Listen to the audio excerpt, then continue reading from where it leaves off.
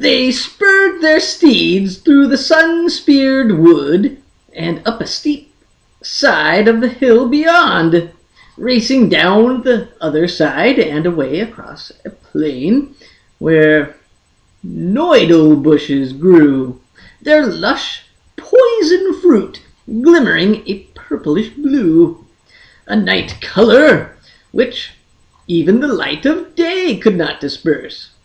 There were many such peculiar berries and herbs on Melnibone, and it was to some of them that Elric owed his life. Others were used for sorcerous potions, and had been sown generations before by Elric's ancestors. Now few Melniboneans left Emir even to collect these harvests. Only slaves visited the greater part of this island, seeking the roots and the shrubs which made men dream monstrous and magnificent dreams. For it was in their dreams that the nobles of Melnibone found most of their pleasures. They had ever been a moody, inward-looking race, and it was for this quality that Emir had come to be named the Dreaming City.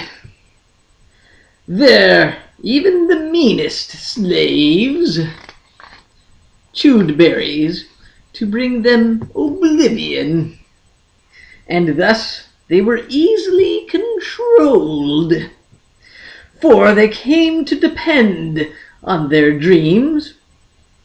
Only Elric himself refused such drugs, perhaps because he required so many others simply to ensure his remaining alive.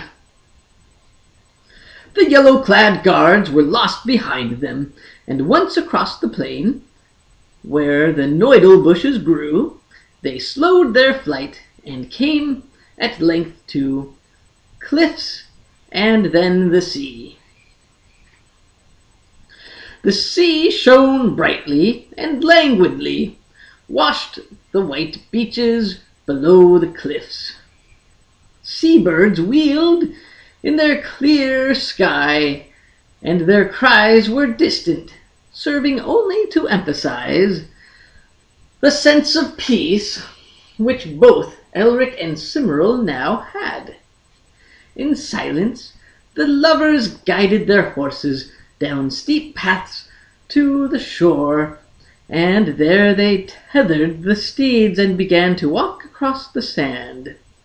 Their hair, his white, hers jet black, waving in the wind which blew from the east.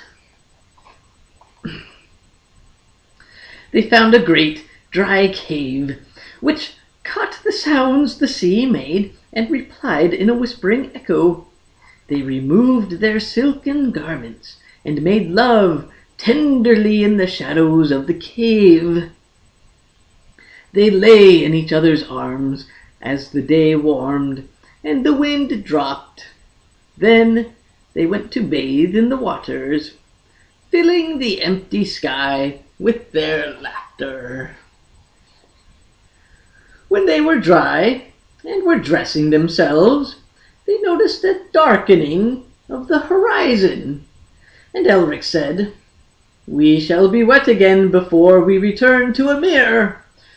No matter how fast we ride, the storm will catch us." "Perhaps we should remain in the cave until it is past," she suggested, coming close and holding her soft body against him. "No," he said, "I must return soon, for there are potions in Emir I must take if my body is to retain its strength. An hour or two longer, and I shall begin to weaken. You have seen me weak before, Cimmeril." She stroked his face, and with her eyes were sympathetic. I have seen you weak before, Elric. Come, let us find the horses." By the time they reached the horses, the sky was gray overhead and full of boiling blackness, not far away in the east. They heard the grumble of thunder and the crash of lightning. The sea was threshing as if infected by the sky's hysteria. The horses snorted and pawed at the sand, anxious to return. Even as Elric and Cimmerl climbed into their saddles, large spots of rain began to fall on their heads and spread over their cloaks.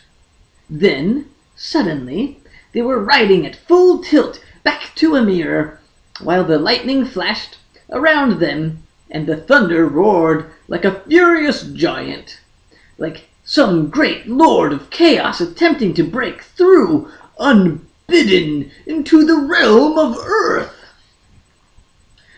Cimmerl glanced at Elric's pale face, illuminated for a moment by a flash of sky fire, and she felt a chill come upon her. Then the chill had nothing to do with the wind or the rain, for it seemed to her in that second that the gentle scholar she loved had been transformed by the elements into a hell-driven demon, into a monster with barely a semblance of humanity. His crimson eyes had flared from the whiteness of his skull like the very flames of the higher hell. His hair had been whipped upward so that it had become the crest of a sinister war helm by a trick of the stormlight. His mouth had seemed twisted in a mixture of rage and agony. And suddenly, Cimmerl knew. She knew profoundly that their morning's ride was the last moment of peace the two of them would ever experience again. The storm was a sign from the gods themselves, a warning of storms to come. She looked again at her lover. Elric was laughing. He had turned his face upward so that the warm rain fell upon it, so that the water splashed into his open mouth. The laughter was the easy, unsophisticated laughter of a happy child. Cimmerl tried to laugh back, but then she had to turn her face away so that she should not see it, for Cimmerl had begun to weep. She was weeping still when Ymir came in sight, a black and grotesque silhouette against a line of brightness which was as yet untainted western horizon.